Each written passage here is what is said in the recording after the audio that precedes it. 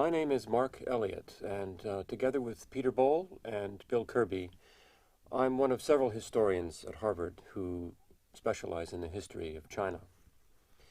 My main interest is China and Inner Asia, and in particular, the history of the Qing dynasty, the last imperial dynasty before the founding of the modern Republic of China.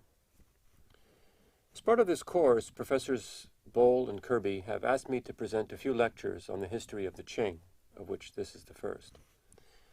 For this lecture, I'll focus on the Manchus and the Qing vision of empire in the very first years of the establishment of the Manchu state.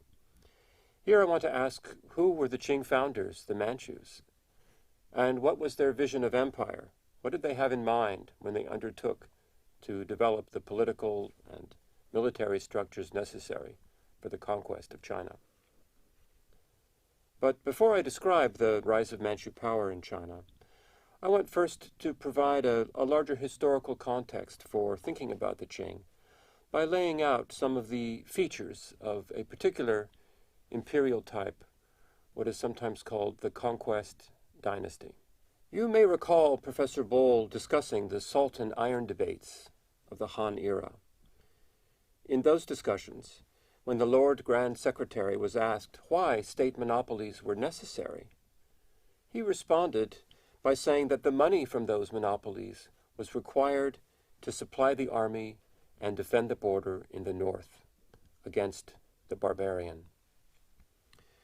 I bring this up to emphasize that from the beginning of the imperial state, one of the great challenges facing China has been managing relations with the peoples on its northern frontiers. In this respect, China shared similarities with other ancient empires, such as Rome and Persia, where relations with the so-called barbarian other were frequently a major problem in what we call international relations. The frontier in the Chinese case that mattered the most, I would argue, in terms of state formation, in terms of political problems, was the northern frontier, the Inner Asian frontier. Now, Inner Asia is a term that I'll use to refer to the lands that link China to the rest of the Eurasian continent beyond its northern and western frontiers.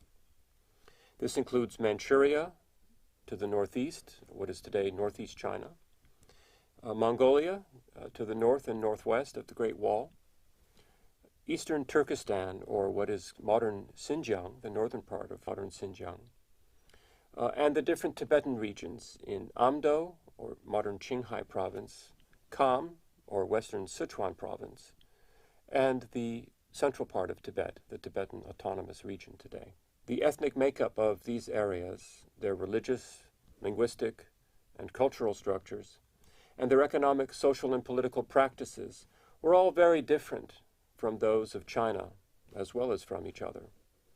And these differences, plus the powerful cavalry forces of the nomadic or semi-nomadic peoples who lived in those frontiers, were often seen as threatening to the Chinese way of life. As Inner Asians became more deeply involved in the Chinese world over time, these relations in turn grew more complex and more important to our understanding of what we think of as Chinese history. This is most obvious with the successive emergence in the 10th to 13th centuries of three different dynasties, the Liao, the Jin, and the Yuan, which were all founded by non-Chinese peoples, whose power spread ever further across what we typically think of as Chinese territory. As you will remember from previous lectures, these states were multi-ethnic states, founded and controlled by ruling families that were not Chinese, but which exercised dominion over people who were Chinese or who thought of themselves as Chinese. And they controlled territory that, again, we think of as China today, all while continuing to maintain or trying to maintain their own distinct ethnic identity. Together, these so-called conquest dynasties had a great impact on Chinese political consciousness, on Chinese governing institutions, and on food, dress, language, music, art, and so on. What I want to suggest here is that we can think of the Qing, the Manchu dynasty, in this same context as another one of the conquest dynasties, another one of the alien regimes that ruled all or part of China for about 800 of the last 1100 years.